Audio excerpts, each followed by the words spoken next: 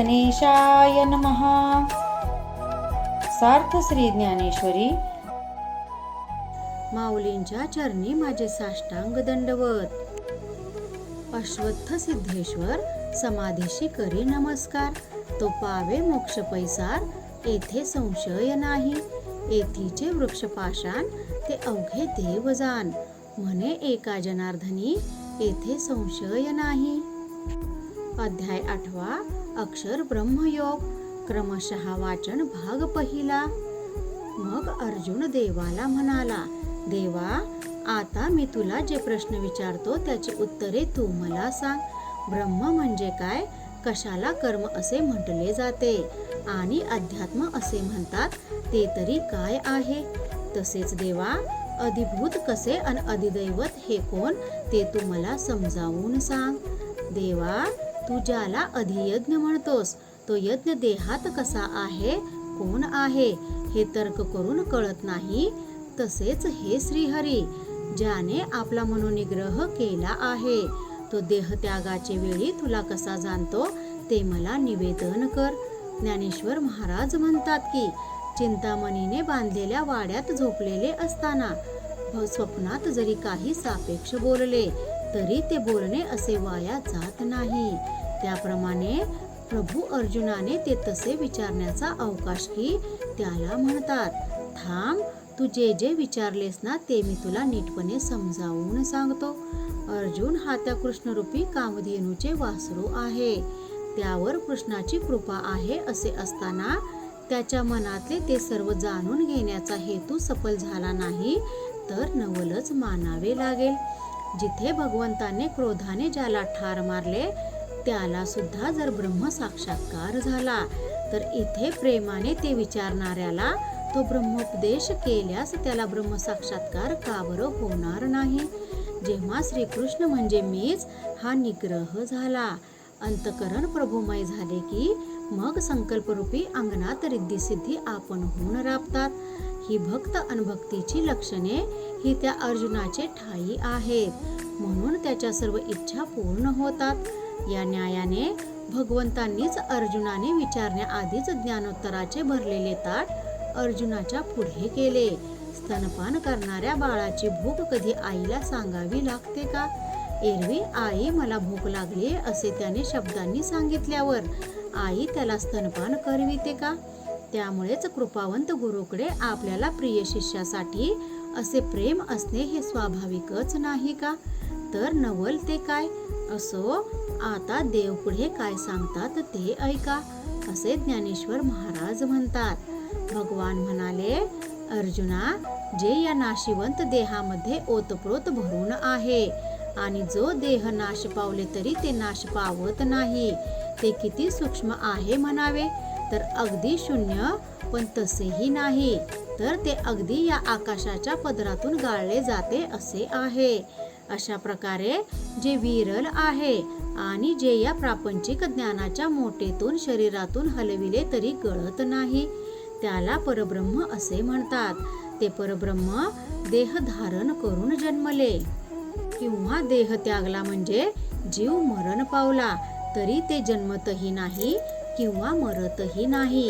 हे सुभद्रापती, अशा प्रकारे आपल्या ठिकाणी निरंतर असलेल्या त्या परब्रह्माची ओळख होणे, त्याला जाणणे, ओळखणे, याला अध्यात्म असे म्हणतात। अचानकपणे निर्मळ आकाशात अनेक ढग अचानक कसे निर्माण होतात हे जसे कळत नाही, त्याप्रमाणे त्या निराकार शुद्ध ब्रह्मात प्रकृती वेगवेगळ्या भेदांनी या ब्रह्मांडाचा आकार घेते।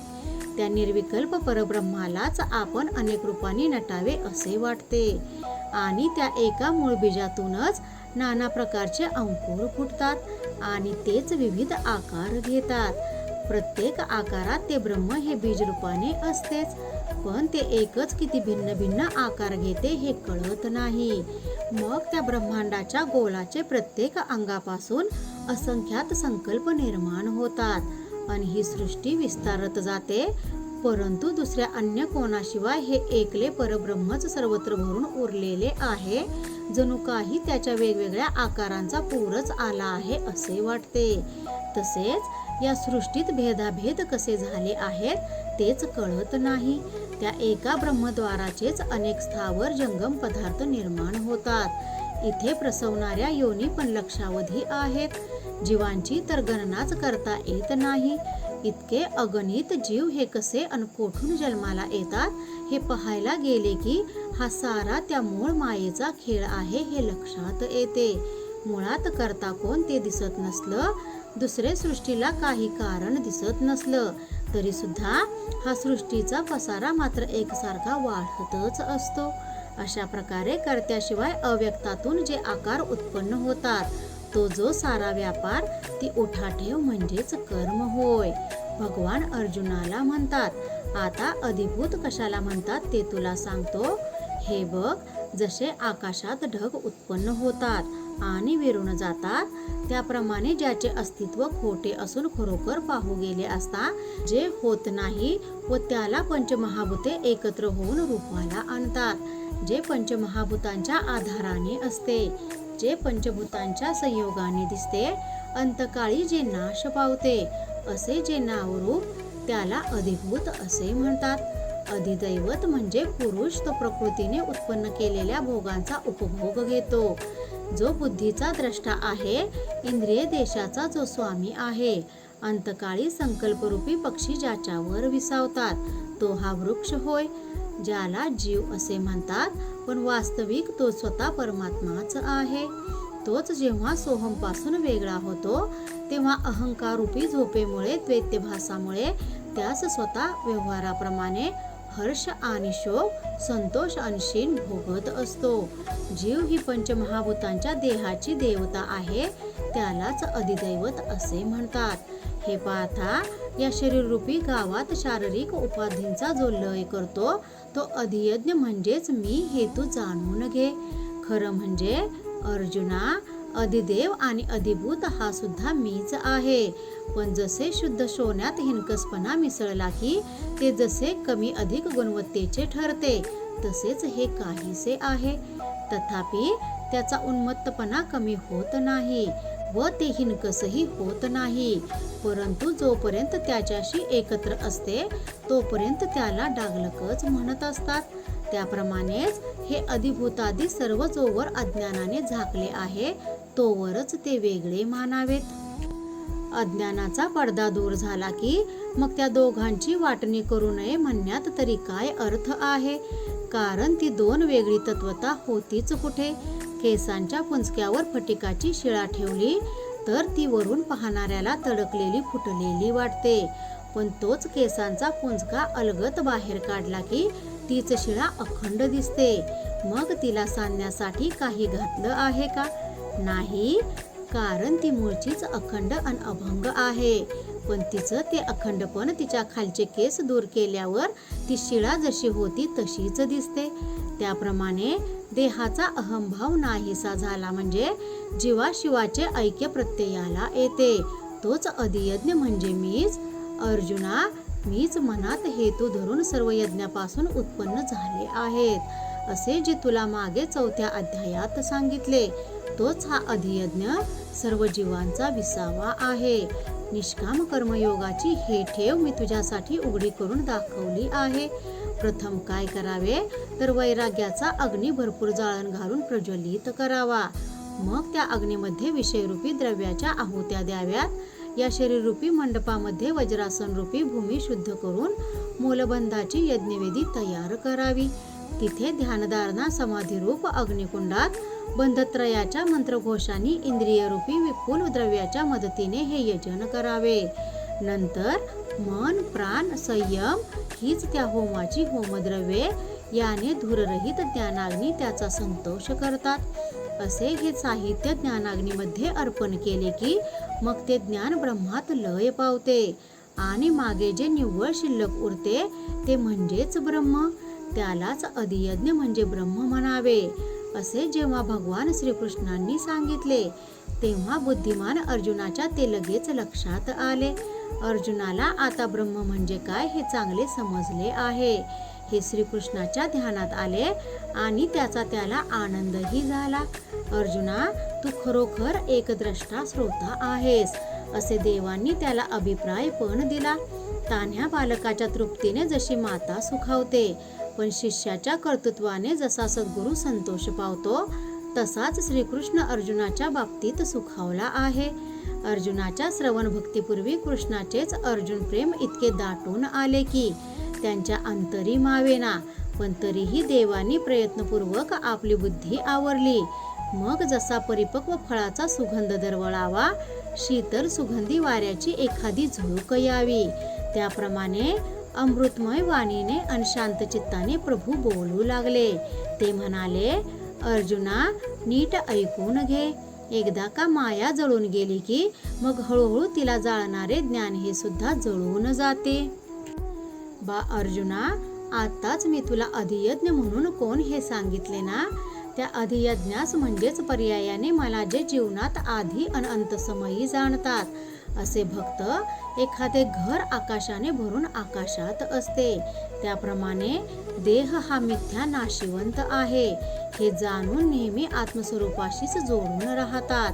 त्यांची अनुभवरूप माझ घरात निश्चयाची खोली असते, त्यांना तिथे स्थिर असताना देहादिकाची आठवण राहत नाही. अशा प्रकारे जो अंतर्बाह्य ऐक्यभावाने मद्रूप झाला आहे, त्याची ही पंचमहाभूताची देहरूपी खोळ नकळत गळून पडते. जो देह चेतन असतानाही अचेतन झाल्यावर त्याचा हर्ष वा खेद मानत नाही, अंतकाळी सुद्धा त्याची ब्रह्मानुभूतीची बैठक जराही मोडत नाही. असा ब्रह्मैक भावाचा अनुभव अविनाशपणाच्या हृदयात घातलेला आहे. तो पूर्ण नंदरूपी सागर जलाने धुतलेला आहे, त्याला कामाधिक मळ मलिन करत नाही. एखादा मातीचा घट हा खोल पाण्यात बुडविला म्हणजे त्याच्या आत आणि बाहेर पाणीच असते. समजा तोच घट पाण्यात फुटला म्हणून पाणी फुटले असं होतं का? किंवा सापाने कात टाकली, गरम होते म्हणून अंगावरची वस्त्रे बाजूला केली, तरी मानवी अवयवांमध्ये काही बिघाड होतो का? सांग पाहू.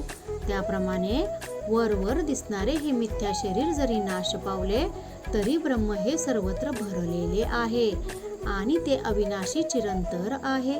या भावाशी ज्याची बुद्धी स्थिर झाली आहे, ती देहपतनाचे वेळी डळमळत नाही. हे गुह्य जाणून जे अंतकाळी आपला देह सोडतात, ते मद्रूप होतात. साधारणपणे जनमानसात एक समज आहे की अंतसमयी अंतकरणात ज्याचे स्मरण असते, जीव त्याच गतीस जातो.